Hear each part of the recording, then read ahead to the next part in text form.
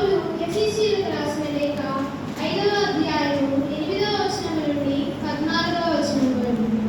సహోదరులారా, ఒకప్పుడు మీరును చీకటి